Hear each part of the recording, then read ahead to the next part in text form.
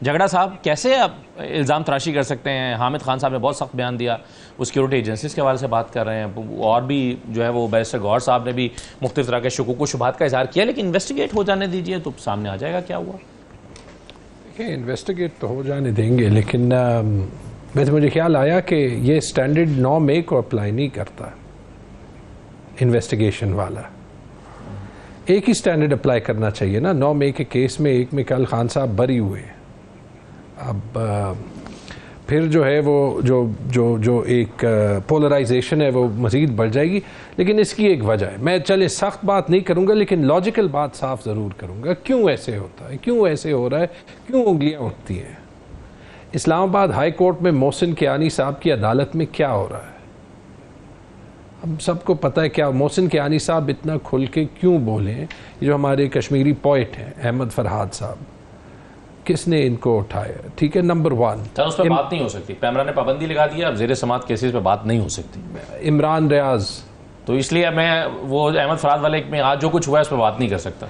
इमरान रियाज, सदीक जान, एक तारीख है यहाँ पे ना। और ये बाजवा साहब की स्टेटमेंट है, 76 साल हम पॉलिटिक्स में इन्वॉल्व रहे, 75 साल 73 साल जितने भी थे। तो मेरे ख्याल में जब एक माहौल बना, ये जो पिछले साल में ये जो 60-70 लोगों की जबरी गुमशुदगी हुई, फिर वो या आपके आदिल शाह ज़ेब के शो पे या मुनीब फ़ारूक के शो पे या जो कामरान शाहिद साहब, ये तीन लोग थे वहाँ पे आ जाते थे, या फिर आज़म खान साहब, आज एक और केस चल रहा है साइफर का।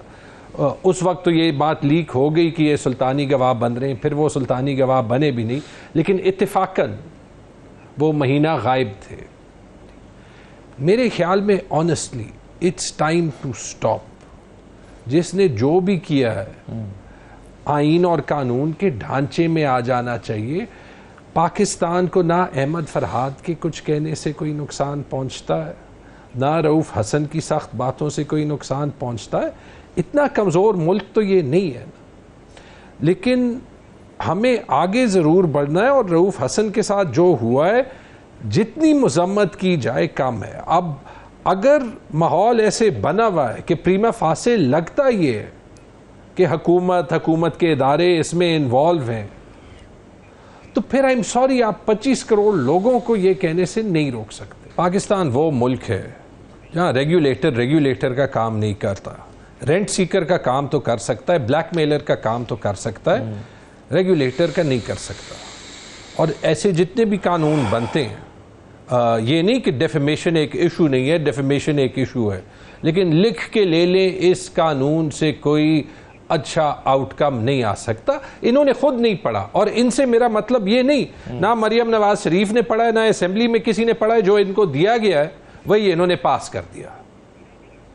अभी मैं डॉन पे देख रहा था, 80 सिविल सोसाइटी ग्रुप्स ने जो है वो अपोज किया। जिस कानून में कोई दम होता है ना, तो जो लोग फिर पॉलिटिकली इंक्लाइन नहीं होते, उनसे इस टाइप का पुशबैक नहीं आता। बिल्कुल लोग बहुत गलत बातें करते हैं, लेकिन ये इस माहौल में इसका हल नहीं है। अभी आपने पेमरा की मिसाल दी, मैंने वो नोटिफिकेशन नहीं देखी, लेकिन आपके ख्याल में पेमरा कोई अपनी रेगुलेटरी काम करता है? नवाज शरीफ पे बैन लगा था, पेमरा की नोटिफिकेशन थी, इन द प्ले थी। वो जब 21 अक्टूबर या 24 अक्टूबर या जब भी आए, उनका चूंकि हवा बदल चुकी थी, नवाज शरीफ की तकरीर लाइव करी। कहां गया पेमरा का नोटिफिकेशन? आप सिर्फ पेमरा को ना, इलेक्शन कमीशन जो है वो इलेक्शन का रेगुलेटर है, आज तक वो देख रहा है। अभी एक जज मोहसिन अख्तर कियानी साहब के हवाले से एक पूरा प्रोपेगेंडा किया गया है, उनके बारे में कोई एक्शन हुकूमत की तरफ से हमें दिखाई नहीं दे रहा। कि वो खुद मोस्ट लाइकली इसलिए कर रहा हूं, कल मेरे पे डेफेमेशन एक्ट जो है वो लगाया होगा। मोस्ट लाइकली जो है वो लगता तो यू है, बज़ाहिर के हुकूमत ने किया है। सिर्फ मोहसिन ने, उस पर तो मैं कह सकता हूं, जब पेशावर हाई कोर्ट के चीफ जस्टिस ने स्टैंड ले लिया था, शहबाज शरीफ की डायरेक्ट मैसेजेस थे, एमल वली खान के मैसेजेस थे कि ये इसके अराउंड जमीन जो है वो तंग कर देंगे।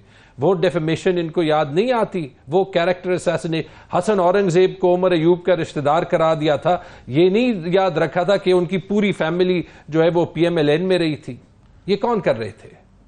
लगाएंगे उस पर ये डेफेमेशन एक्ट।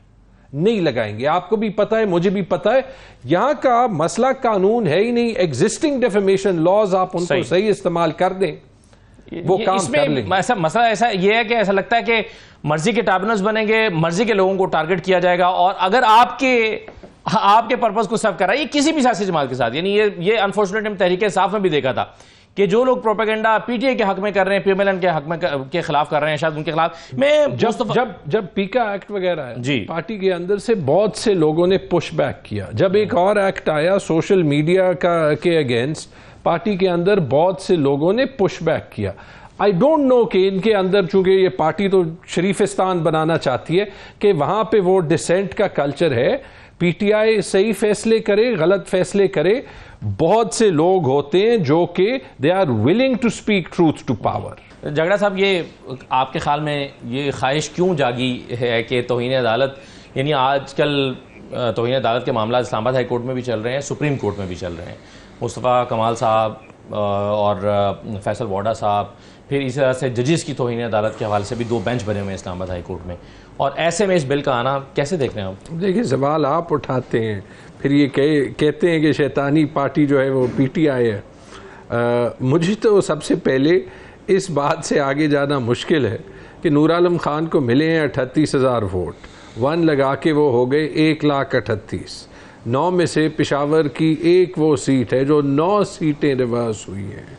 इसीलिए तो मैंने आपको कहा, और बार बार सबूत मौजूद है, कि वो पब्लिकली कहते हैं कि अगर मुझे टिकट जेयूआई का दिया गया था, गाड़ी जेयूआई की नहीं थी, तो जिस गाड़ी में मैं सवार था, मैं तो वो वफादारी उस गाड़ी को ही जो है वो दिखाऊंगा। जहाँ तक तौहीन अदालत बिल की बात है, आपने मेरे ख्याल में बड़ा अच्छा पॉइंट उठाया है। इन प्रिंसिपल मेरे ख्याल में फ़र्क नहीं पड़ता। मेरे ख्याल में कभी कभी जो तौहीन अदालत का कानून है वो कुछ ज़्यादा ही सीरियसली लिया जाता है, लेकिन हम हर चीज़ ऐसे टाइम पे करते हैं कि उस पे जो है वो सवाल उठ जाते हैं। इन प्रिंसिपल डेफेमेशन भी एक बड़ा सीरियस इशू है, लेकिन हमें छोड़ें, ये 80 सिविल सोसाइटीज़ क्यों बोल रही हैं? ये सिर्फ नहीं कि पीएमएलएन की क्रेडिबिलिटी नहीं, पीएमएलएन की तो क्रेडिबिलिटी है ही नहीं। ये तो सबको पता है कि बस ये इनकी आखिरी इनिंग्स है, they are holding on to the coat tails of power. लेकिन हमारे किसी भी हुकूमती इदारे की क्रेडिबिलिटी नहीं रही। ब्यूरोक्रेसी ले लें, पुलिस ले लें, अदालत में ऐसे अच्छे जजेस हैं जो स्ट्राइव कर रहे हैं, लेकिन हमारे अदालत का चेकर्ड रिकॉर्ड है। ये क्योंकि एक तारीख है, और उस तारीख की मैनिफेस्टेशन पिछले 2 सालों में जो है वो दिखाई दे रही है। We need to move forward from this, लेकिन आसान नहीं है। और मेरे ख्याल में ऐसे वक्त में जिस भी कानून के पीछे कोई ना कोई मोटिव, कोई ना कोई जो है वो बुनियाद नजर आएगी, तो उसमें सवाल उठेंगे। और वो ये साबित करता है, ये डेफेमेशन लॉ के बारे में, कि अगर आज़ादी राय की रेगुलेशन ना होने का एक डाउनसाइड है, बिल्कुल है, मैं मानता हूं मेरे पे कितने अटैक्स हुए हैं, लेकिन हमारी जैसे सोसाइटी में जहां पे ओपिनियन को कंट्रोल किया जाता है, जब तक हमारी रेगुलेटरी बॉडीज अपना काम सही तरीके से ना कर सके, एक करप्ट रेगुलेटरी बॉडी से बेहतर है कि एक रेगुलेटरी बॉडी ना हो।